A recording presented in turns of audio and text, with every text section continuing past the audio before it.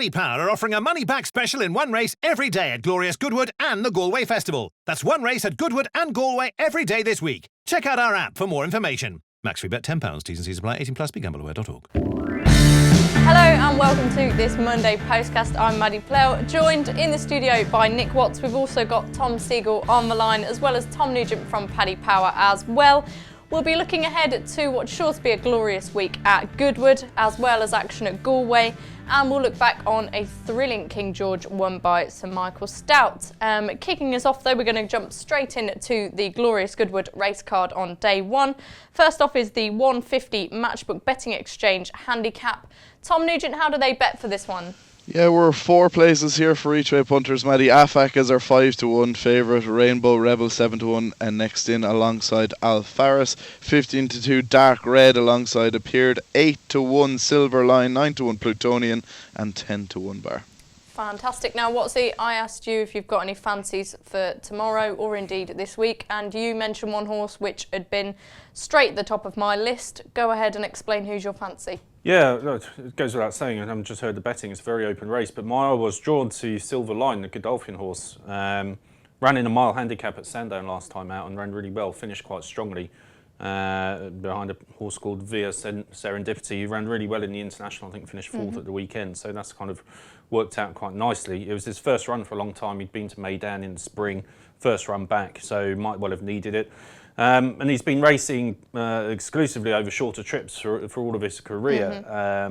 But, you know, that seemed to get some improvement out of him to step up to a mile. And the way he finished there, you think another couple of furlongs wouldn't go amiss. So they've got a good £5 claimer on board as well, take a bit of weight off. So all that added up, I thought he had a decent chance. So I was really encouraged by that run last time out. I think he was placed in the Norfolk as a juvenile or something like that as well, so he's got that speed. Tom, who's going to be getting you off to a good start? Tom Siegel, this is. Probably nothing, Maddie, knowing my record at Goodwood. God, I find it really hard. The problem with a race like this, it's going to be about luck, isn't it? It's going to be about positioning and luck. I agree with Watsy about Silver Line there. I think he was one of my selections. I backed him last time at Sandown and I thought he should have won, really. He just got a bit unlucky, got hampered about 3 or 4 times and probably would have won with a clear run. The form's pretty good. Question is, is he any great value now around, I don't think, did you say 8? Tom said 8s, I think, there, and I wasn't sure that was brilliant for a race as competitive as this. I thought he might be a bit bigger, considering he's got a few questions to answer. He's up in trip, isn't he? The ground's going to be a little bit softer this time. I think that'll be okay, but he's got a few questions to answer, and it's a wide open race. I thought it was really hard. I thought there were plenty you could fancy. I thought Dark Red, last year's winner, got disqualified, was going to run well. Afark, stepping up in trip, he won the Silver Cambridgeshire, didn't he, over 9? I think he might be better over 10. William Haggis has got 2, and then there's one down the bottom, Tough Rock, that was well back last time, probably didn't stay a mile and a half. So there's plenty in there. I do get the Silver Line love. I think there is definitely some potential in him improving for the trip, but the price is the issue with him. I'm not sure he's an 8-1. I thought he might be a bit bigger. Okay, so you'll be sort of keeping your powder dry for the first race. Tom Nugent, what's your verdict? Absolute big fat pass. I think the lads, Tom said it well, they're like 5-1 the field and not savage value. The rest of them, it's a market that's possibly just kind of waiting to see what takes shape overnight. I'd imagine it might look maybe quite different come post time when punters come in for something, and it'll just have a little bit more depth to it, but just at the moment it's a very trappy race. From a punting perspective, there's enough trappy races at Galway for me to lose my money, so I think I'll leave the first at Goodwood off. More of that later. Moving on to the 225 Qatar Vintage Stakes Group 2 for juveniles. Confiding, he's only ran once, but that form's worked out really well. Tom Nugent, he's likely to go off favourite here, is he? Or is he getting a bit weaker in the betting? No, strengthening if anything. Was 5-1 at one stage, now our 3-1 favourite. 9-2 Dark Vision, 15-2 Dunkerran, and 8-1 and bigger the rest. Now, Tom Siegel, Confiding is not usually the sort of horse I get attached to, but that form of his first win's working out really well, and I think he could be really classy. What do you reckon? I agree with all that. The problem is he's 4-1, stepping up in class from a wide draw at Goodwood. He's just not my type of bet, Maddie. I mean, I'm quite happy to go and see him win, but he's got plenty to prove. The time was awful at, was it Newbury? Yeah, it was Newbury. The form's worked out well, so that's probably irrelevant. You know, we've had seven horses from behind him have now won. Have now come out and won. So clearly he's well above average. Martin Mead's obviously got advertised, so He knows where he stands with all these horses. He was talking about group races straight after his win. So I get why he's at the head of the market, but he's just one of those horses that priced up on potential rather than what they've done. So he's one of the ones that I immediately cross off. It's not to say that he won't win, but it's never a horse I'd back at that price. So I'll be looking elsewhere. What would you be looking at then? What do you reckon of the likes of... I'd give Cosmic Law a quick look, because I know he was on face value perhaps a bit disappointing in the Coventry, but that's really strong form, and he was sort of out on his own leading. Maybe we can give him a little bit of let off for that run. Yeah, I thought that. I thought he might go well. I thought Dark Vision for Mark Johnson. I think he's been well backed in recent days, which is sort of ties in with the confiding line there, that he was about a 12-1 shot a couple of days ago. I think Tom there said he was 6-1. He was really impressive at York, and he'll definitely stay 7 furlongs, as will Cosmic Law, who was incredibly strong at the finish in the Epsom Woodcut Stakes, wasn't he? And then I agree with you, the ground would have been too quick, and he did too much too soon at Ascot. So they're definitely interesting horses. There's plenty in there. I personally, the one I didn't really warm to was Dunkerron. He's might have the best form on his 4th to advertise in the July Stakes, I think it was, whatever it was called last time. But I thought he was sort of at it a long way from home and sort of picked up some pieces. So he was the one I was sort of against, but trying to find the one I'm with, I'm really confused, really. I don't really know. Blonde Warrior is a horse I like for Hugo Palmer, who won this with the Guineas winner, Galileo Gold a few years back. I thought he was quite a nice horse, but it's tough. Okay, anything you're getting particularly excited about in this vintage stakes? It's quite a deep race, isn't it? Yeah, I think there's one we haven't mentioned. I think Tom's talking about Richard Kingscote then. Dascombe's got one in here, I think called Drocon. He was quite interesting. Thought he won very nicely at Haydock last time out. And I agree about Kingscote. I think he's really good, and I think he's very good at getting fractions right as well, particularly when he goes from the front. So I think he would be an interesting horse. Confiding, I do like the way he won at Newbury last time, but he had to kind of thread his way through horses to get there. And I think for a first-time out 2-year-old to do that, to show the bravery to go in between horses and go through narrow gaps, it shows something about him. And he was still slightly green as well when he hit the front. Didn't really know what he was doing, but still won quite nicely. So I think there's probably quite a lot of improvement to come from him. So they were kind of the two that I zeroed in on. I probably would give a narrow vote to Confiding, because sometimes you see something and you think it might be quite good, and as you mentioned, the form's worked out brilliantly. So I would give him the benefit of the doubt. And it's a bit of hype over experience, or that kind of equation. But I like to give these kind of horses the benefit of the doubt and see how far they can go, and hopefully he can take another step up the ladder. Would you back him at 4-1?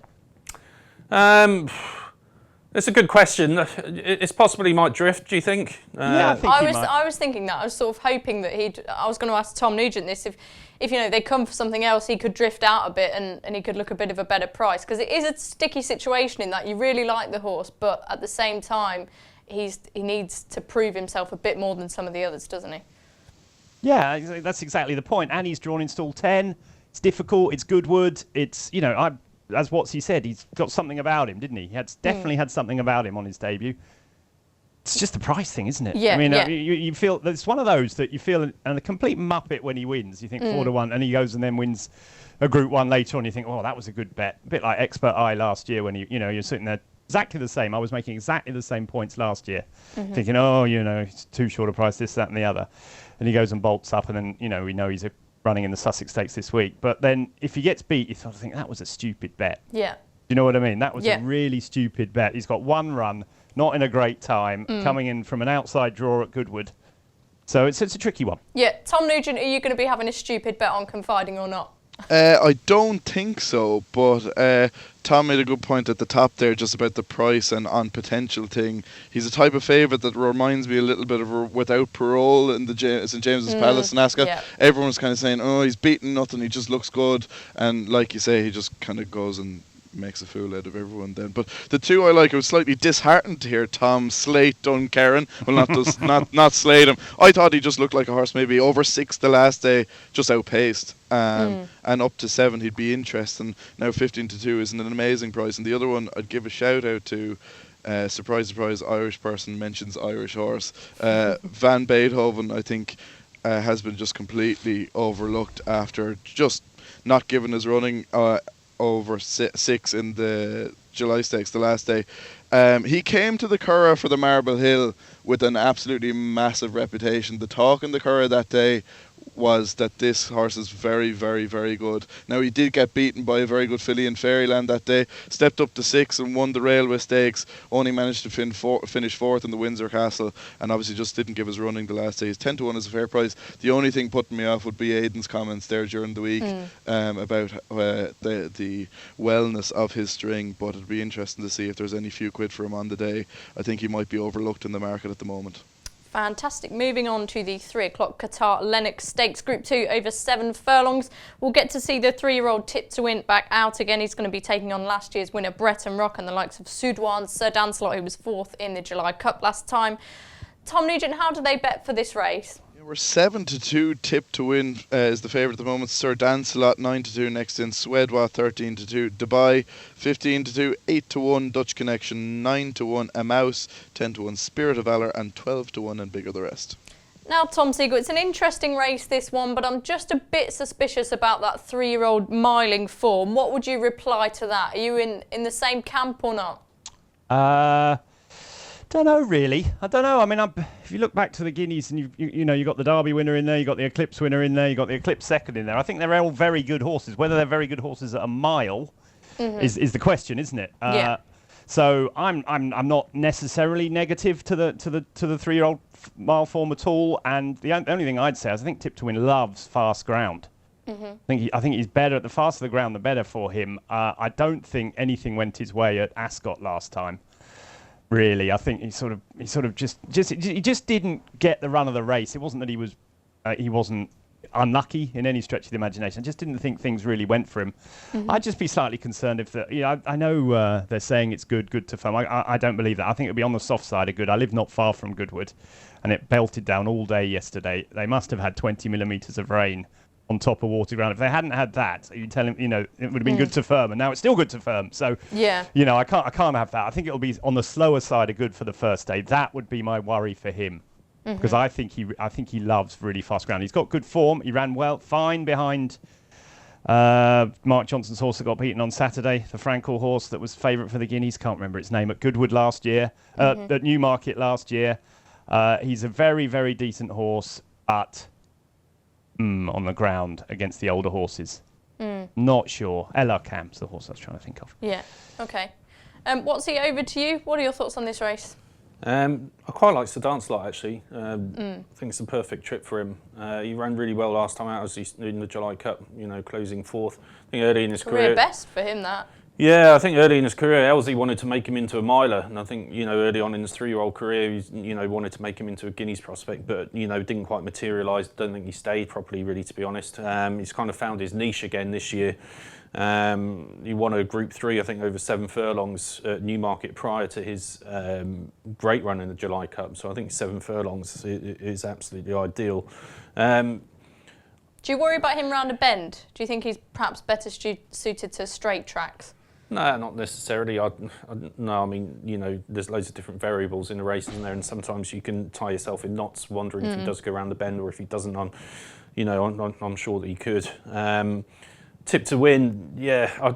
I don't know. He's an interesting one for me, Tom, because I've seen some of these horses run above themselves in Guineas in the past. You think of horses like Gloria, Waits, Candidate, those massive price horses that place in the Guineas kind of run above themselves, and then they disappear without trace. And so I think this is an important race for Tip to Win. He'll either come good again and show that the Guineas form, his Guineas run was what he's capable of, or if it was a below par display tomorrow, you'd be a bit concerned about where he's going. The only thing I'd say about him is that he does have good back form, this horse. He's not quite like Gloria Waits. Even if you go back to last year when he won his listed race, he beat Tigre to Tear by 3 or 4 lengths. I mean, he was really impressive. He's gone out to Qatar, won 2 races by miles, and he was only beaten 3 or 4 lengths in the St James's Palace. So I think his form stacks up pretty well. I don't think he's necessarily a flash in the pan, but I do just wonder on the ground, trap on the outside, stall against older horse. Look, it's another thing. It's another one. If he was 10-1, I'd be all over him. Who is your selection, Tom? I'm quite interested in A Mouse, if that's how you pronounce it. I think that's spot on, yeah. I just thought he's 3 from 4. The only time he's got beaten was beaten on over a mile by Al Wukair, who was a a proper Group 1 horse in France. Every time he's run in this country with some give in the ground, he's won easily. He beat Sir Dancelot. It was only narrowly he beat Sir Dancelot, and he was getting, what was it? He was getting about £10 from him at Leicester in a handicap last year. But if you watch the race, I think there was no doubt, I think if a mouse had got a run earlier, he'd have won by a good few lengths. Sir Dancelot was 2-1 that day, a mouse was 10-1.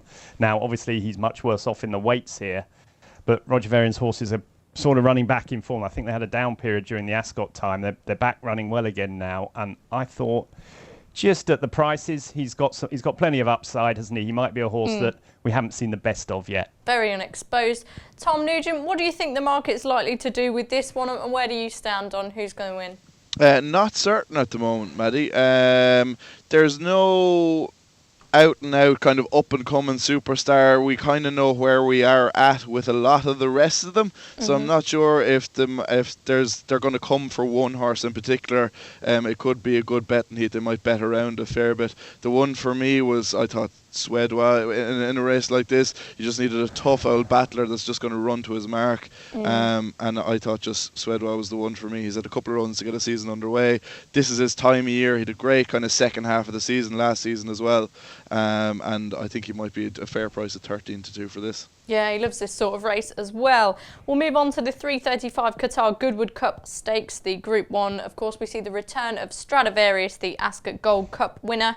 Is he your idea of the winner here, or are you going to try and look for something to take him on with? Because it's not the most inspiring of fields, is it? No, nothing to take him on with. I don't think, Maddie, I think we've seen a change in the Garden and the Staying Division this year. I mean, going into Ascot, I was still a big Order of St George fan, and I thought, Ballydoyle will get him to the Gold Cup and, put up a great defence, and I thought he would go on and win before the race. But he ran his race, but Stradivarius was always covering him, always running all over him really in the home straight, and of course he even weakened into fourth in the end, but Stradivarius won very comfortably, and that was kind of backing up the impression he made on his return when he won at York, when he just coasted, he glided through the race and had no trouble at all putting the race to bed very, very easily. So we know he handles Goodwood, obviously. Aidan O'Brien's trying with Idaho this time. Idaho's a funny horse. There's only £1 between him and Stradivarius in the ratings, but you wouldn't have thought that if you'd been asked that question, because unlike his sibling Highland Real, Idaho kind of puts in a good performance followed by a couple of dreadful ones, and his last two runs have been pretty ordinary. And he's, for whatever reason, he's just a nearly horse. He's never quite done it, and they're trying a new trick with him here. He might be a cup horse, but he's going to have to be, and then some, to topple Stradivarius, I think, who's chasing this bonus as well, isn't he? So of course, yeah. I think he'll take it in his stride, Stradivarius, and he'll take a lot of beating over staying trips because he's got stamina, but he's got a turn of foot as well. So I really can't see any holes in him at all. Yeah, won this race last year. Of course, he doesn't get the weight allowance this time around, but that's probably unlikely to be a problem. Tom Nugent, is he a strong favourite at the head of the market? Yeah, rock solid 4-7, a 5-1 bar, 5-1 second favourite Torsador, and 8-1 a bigger the rest. Worth pointing out, it's money back as a free bet on all losers if Stradivarius wins the race up to a tenner. So if you want to have a bet around him, you don't fancy backing the favourite, you can take a flyer, and if he wins, you get your money back as a free bet. From a form perspective, I think Nick has it all covered there. It looks pretty straightforward. Interesting, I didn't realise Torsador was as highly rated as well. He's only £1 back from Stradivarius as well, 117. But yeah, it looks like a bit of a penalty kick to me. I'm not going to try and be in any way interesting or insightful.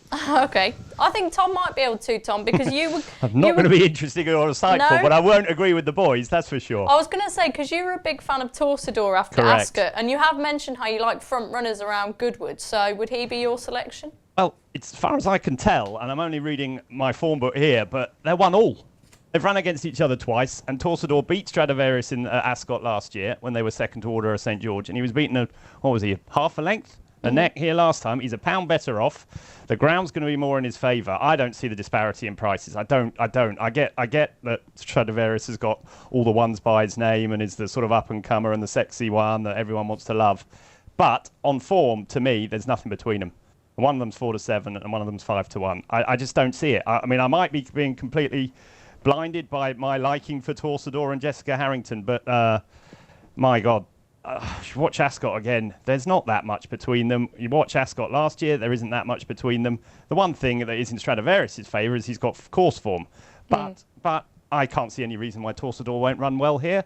The only thing that puts me off having a very nice each-way bet on him is there's only 7 runners. And I think Desert Skyline might make the running, might push him. I think it's going to be a really strongly run race. But that will suit Torcedor. He doesn't have to lead. And I think I just don't work it out. If I was pricing this up, I would be 4-5 Stradivarius and 3-1 Torcedor. I'd be much, much shorter about him. I think he's, as the official ratings tell you, he's only £1 behind. The Racing Post ratings tell you he's £2 behind. It's close. It's not as cut and dry as people are thinking.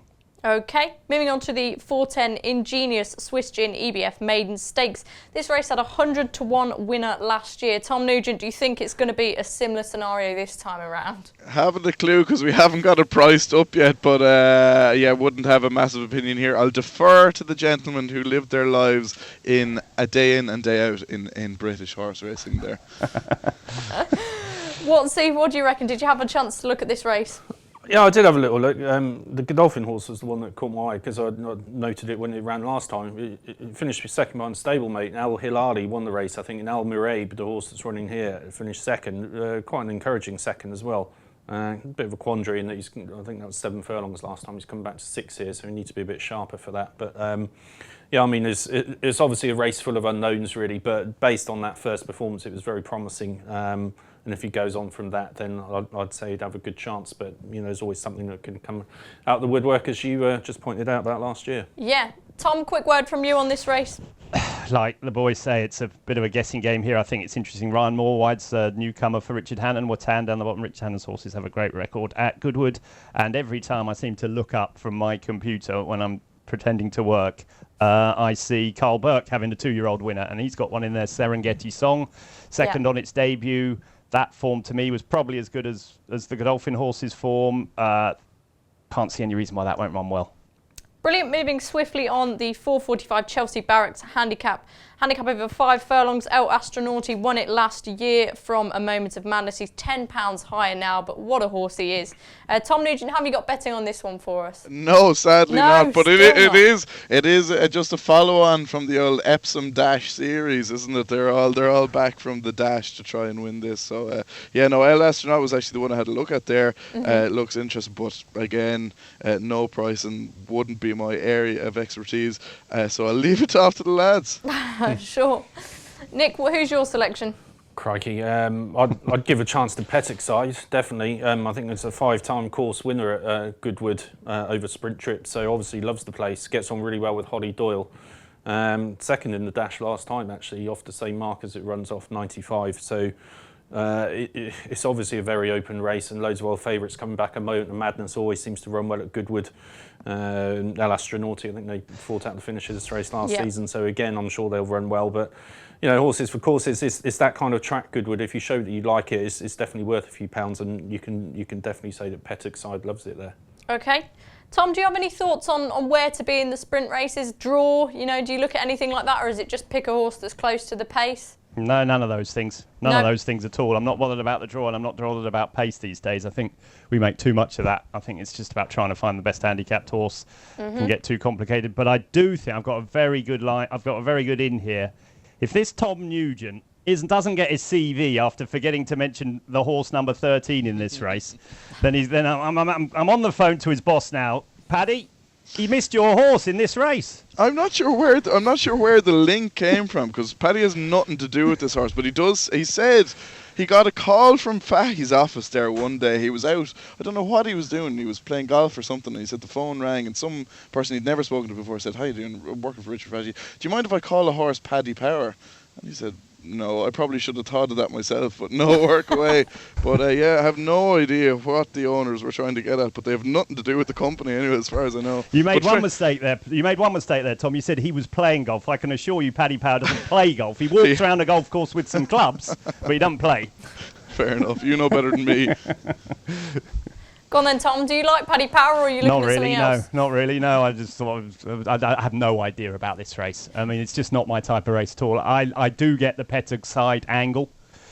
He likes Goodwood. He ran really well in the dash, didn't he? And then won here the time before. He will love the setup for the race because they're going to go bonkers and he's going to fly home. So I can see that angle, but there's so much pace, isn't there? El Astronaute, Moment of Madness, Just Glamorous, Copper Knight. They're some of the fastest horses we got in the country. So it'll be a good spectacle. Me trying to find what wins it is just not going to happen. We should prefer just to dig into Tom Nugent instead. Yeah, exactly. Spend 5 minutes doing that on the Postcast. No, we'll move swiftly on to the 5:15 matchbook. Time to move over Filly's handicap. And I said move swiftly on because there is a filly called Move very clever. I Swiftly didn't realise in you'd done there. that. Yeah. Very good. Very clever. See what you got there. Brownie I'm points for here that. all week. Well, anyway, so Haggis and Doyle, we were talking about sexy horses earlier on. She's likely to be popular in the betting. Not sure if you have betting on it yet, Tom Nugent, but I'm sure she will be a big selection given that she's really unexposed. Who's your selection, Tom? I'll go to you first, Nugent. Yeah, no betting yet, and you're right, Maddie. She kind of still has that could be anything tag about her, but the form, the lads that will knock her try probably when the meeting comes around the trading floor will just be kind of like the forms at Chelmsford and Wolverhampton. The one I thought might be banging on the door off of 84 was Elysium Dream here. She might have a chance, but again, it's a wide open handicap. Be interesting to see what the lads think. Nick? No massive fancy in you've said about Move Swiftly. Great segue there at the start. And but the only she obviously stands out because she's lightly raced. She's trained by William Haggis. Only had 3 runs, so you'd obviously think she's capable of better and capable of going to these places like Glorious Goodwood and etc. and performing well. Only done it on the all-weather. That's the only drawback to it. So no reason to assume she wouldn't go on grass. But I suppose if you want to tick every box, you'd like to see a bit of turf form in there. But so it's a slight unknown, more tricky race. But she's like we talked about a few sexy horses today. She would be the one in that race. Yep, indeed. Man of the moment, James Doyle on board as well. Tom, are you buying this sort of hype train or are you just going to go for something else? Well, I hope there's a massive hype train because I will be having a good bet in this race if there is, because I won't back her. Not only has she got no turf form, she's in the outside stall. I mean, now, that might not be a problem. It's not so bad on the first day of Goodwood because the rail's out. But it does make life difficult for James Doyle. He's going to have to come... Now, it might be fine. The ground might be better up the middle or whatever. But I think she's going to be a too short a price on what she's done. She's only won all-weather races. And for me, she's just one to take on. I mean, look, we don't know the prices yet. But my guess is she'll be 3 or 4 to 1 in a race where she's got so much to prove. She hasn't proven she's good enough. She hasn't proven she acts on turf, and she's got the worst draw. So that's the type of horse I want to take on. There's loads in there. I think She Believes at the top is quite a good filly. Funnily enough, I quite like number 1s in handicaps around Goodwood. It sounds ridiculous, but she's got a bit of class about her. She ran well last year. She wasn't far behind Elysian Dream in that big... The Newmarket race that year. She was not drawn on the other side. I mean, she's a bit worse off at the weights now, but I thought she ran well. But like you, deep down, I think Elysian Dream and for Richard Hannon might be one. Once again, though, she's drawn in 12. But I think her experience and her turf form, she might be able to overcome that. OK, we'll move on to get your Goodwood Day 1 naps now then. This will not be. Oh my God, what's that? You've heard that many times, Tom. We've never done that before. What's that? We always do that. Not with me. You've never done that before. Honestly. Well, there we are. What is it? Who's singing that? Steve Palmer's dulcet tones. Does he sing like that, does he? Well, he should do after Dustin Johnson last night. That was very good, that one. You didn't hear the remix. You should have heard that. That was something special. Superb. Was it? You're missing out on life, Tom. Clearly. Yeah. Is Anyway, that what you do? You go home and listen to Steve Palmer remixes? Yeah, all of I'm it. totally missing out on life. Yeah, really are. Anyway, your nap, Tom. I will back Torsador. OK, what's he? Silver Line in the first. Tom Nugent. Swedwa, 3 o'clock. OK, we'll look ahead to Galway just after this. Paddy Power are offering a money-back special in one race every day at Glorious Goodwood and the Galway Festival. That's one race at Goodwood and Galway every day this week. Check out our app for more information. Max free bet £10. T's and C's apply. 18+. BeGambleAware.org. Welcome back to the Monday Postcast. Lots of us looking ahead to Galway, and we're going to do that just now. The 520 Comquin BMW Novice Hurdle is a listed race. There's a fancy Willie Mullins favourite in there, Tom Nugent. What's taking your eye? Yeah, you're right, Matty. Exchange rate will probably make the market at the moment. He's an interesting horse, bred in Germany, but he's got the 3 1s beside his name, and he won a flat maiden for qualified riders over in Galway as well, over 1.5 miles, I think it was. So he has obviously got a bit of course form. For anybody who doesn't know Galway, it's quite a unique track. A lot of undulations, turning all the time, and there's quite a stiff climb up to the finish. Look, he'll probably set up the market. It'll be interesting. This will be the first time that he might meet ground with a bit of a cut in it. They've had a lot of rain in Galway over the last couple of days. I think they've had 20 mils after quite a long drought, so it might be a bit soft on top. The other one that'll probably jump in second favourite is the Willie Mullen second string, Pecora. She's won in France on bad ground, and she won a maiden hurdle in Cork on very bad ground as well. Be interesting to see what the betting does. The market isn't up just yet, but it'll be interesting to see what it does closer to post time. We won't know. Obviously, we haven't had a race in Galway, so we won't know what it's riding like just at the moment. But if it was to ride a little bit softer, she might shorten up.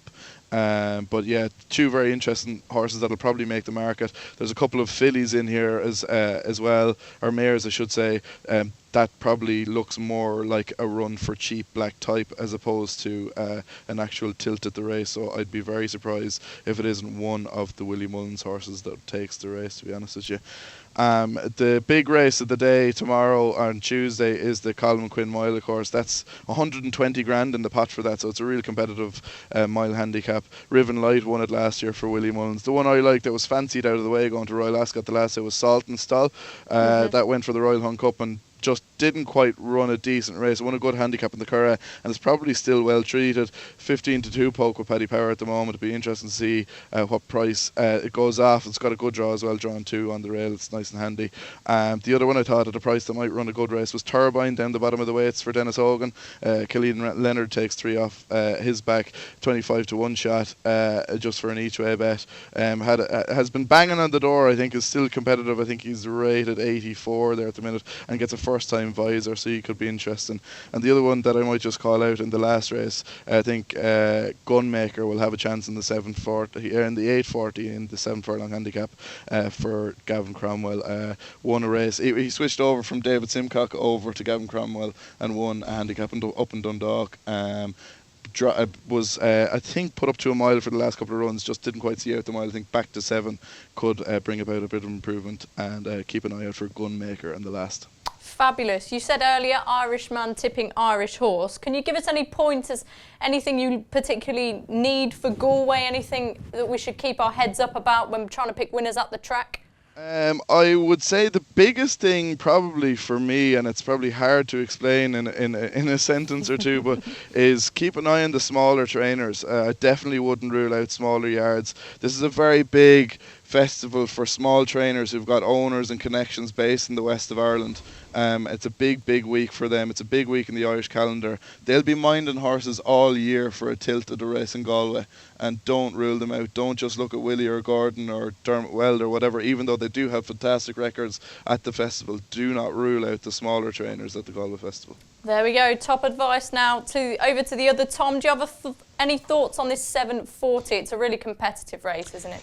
Yeah, it's spent hours looking at that this morning. It probably means I have no clue where to start, Maddie. It's really hard. The thing I would say is just I've been looking at Galway and this race particular for many years now, and it really is hard to win from out wide.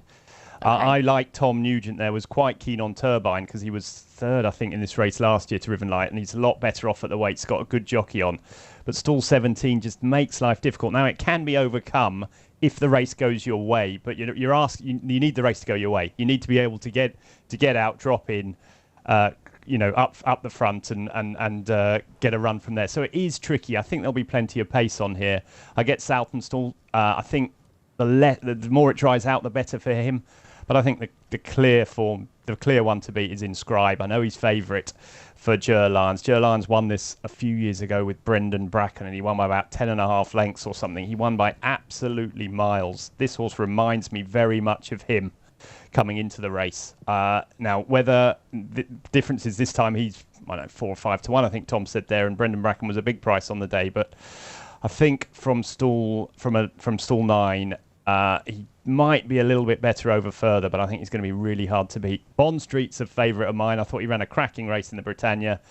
But stall 14, he's going to be held up out the back. He's going to need a lot of luck. He might be up to it, but for me, really, it's all about Inscribe. Whether punters are going to want to get stuck in her at 4 to 5 to 1, I'm not sure in a 20-runner handicap, but I think definitely the right favourite and definitely the one to beat. Okay, just for your benefit, Tom Siegel, we're going to play this again for Tom Nugent's tip. What's your Galway nap, Tom Nugent? This will not be beaten. It's getting worse. My God. We're going to have as many opportunities as we can now. I know you are. I know you are. Well, there's a surprise. Just to do it especially to wind you up. Anyway, Tom, take it away. I'll be keeping a very close eye on Gunmaker in the last tomorrow, and the one for the week, although it might be a very short price, is Wicklow Brave on Friday night. They seem to be shouting and roaring about him. Grand old favourite Wicklow Brave.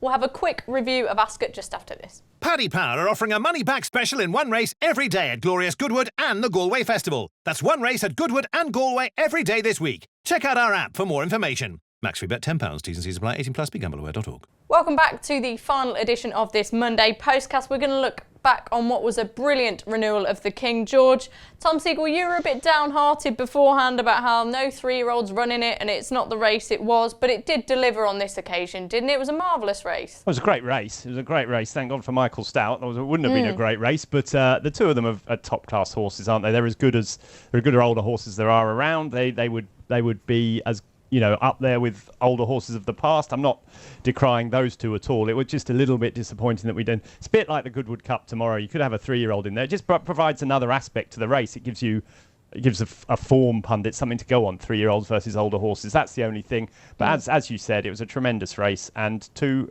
really, really high-class horses. And what did you make of the whole Cracksman debate? Do you think that John Gosden was quite within his right to take him out so late? Could you see it coming, or do you think it was a little bit annoying? No, it wasn't annoying at all, because he said, he was very open with the public, wasn't he, for many, many days in advance, wasn't it? We knew on Monday that he wasn't going to run unless the ground was in his favour. The owner came out and said he wouldn't be running on good to firm ground. It was good to firm ground.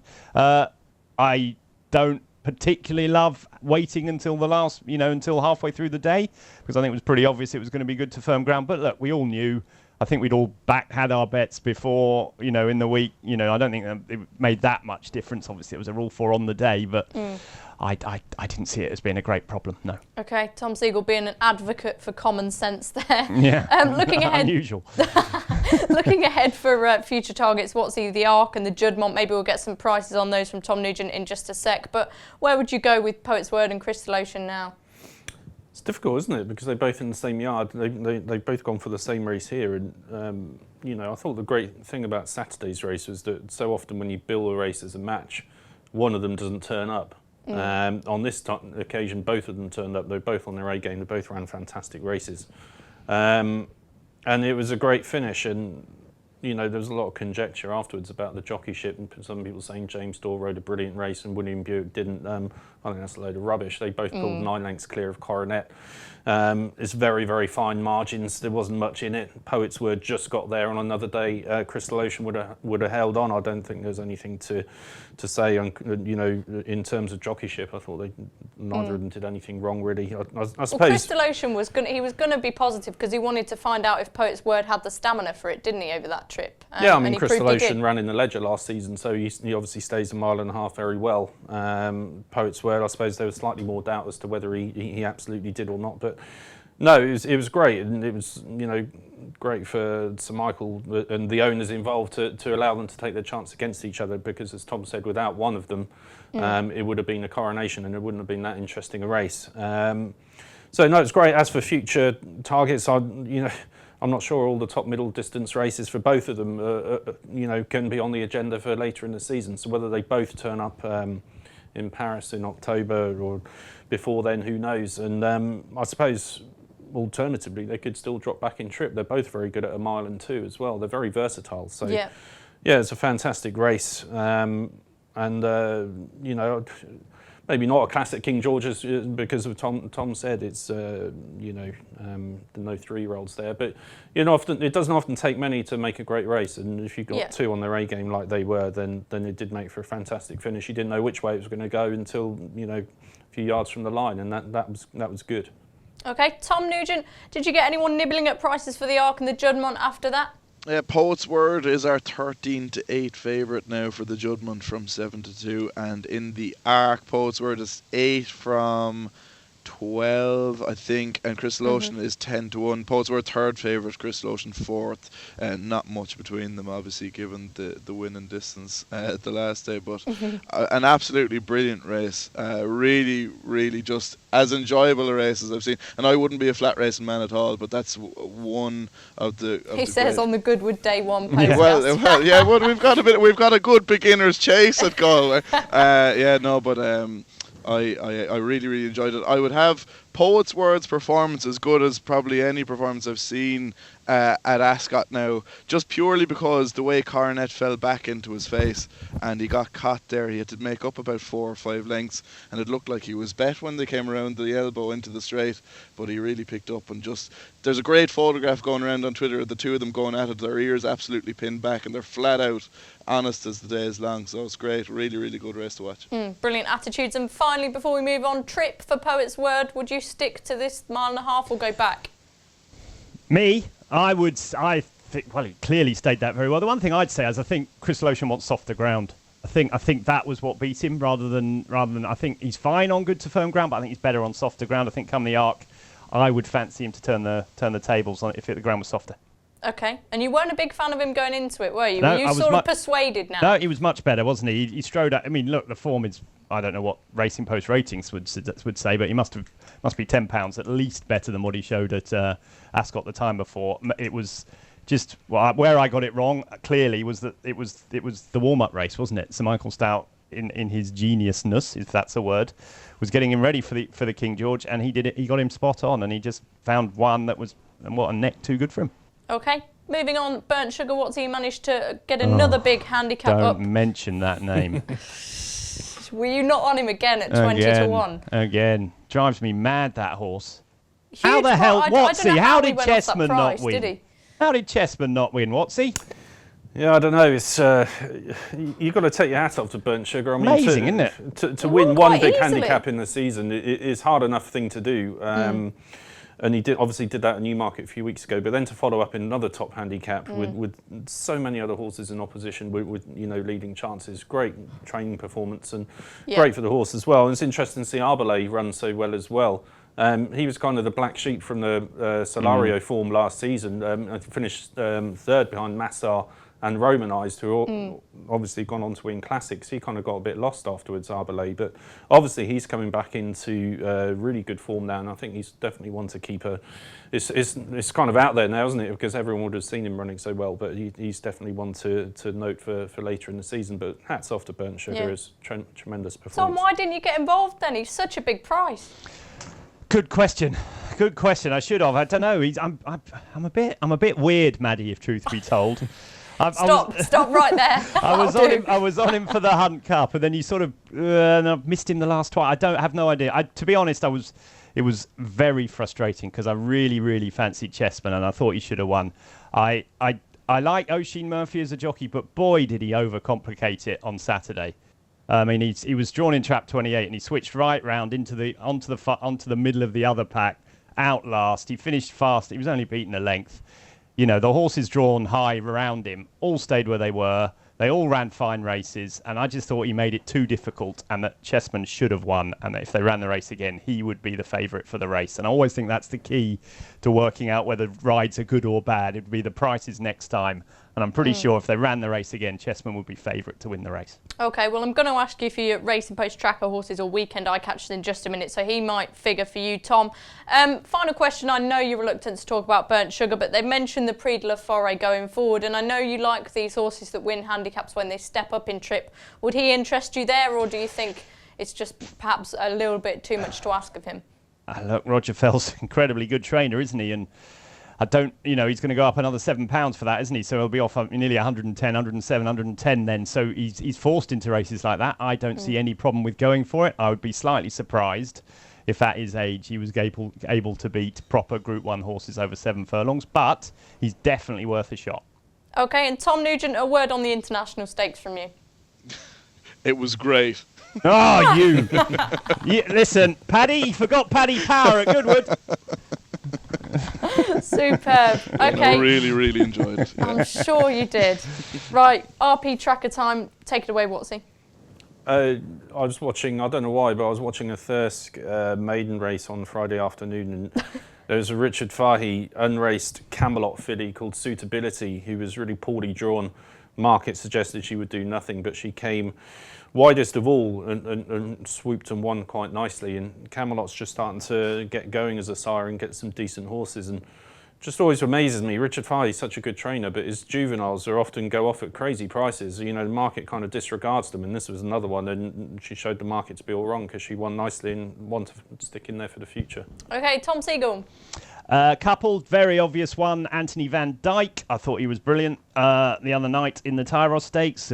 Aidan's won it with Gleneagles, Churchill, Deauville, proper horses. I thought he's really good. I don't necessarily see him as being. I think he's be perfectly happy at a mile. Everyone seems to think he'll be a Derby horse. I think a mile will be fine for him. So he's won.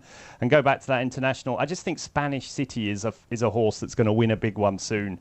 He keeps just sort of.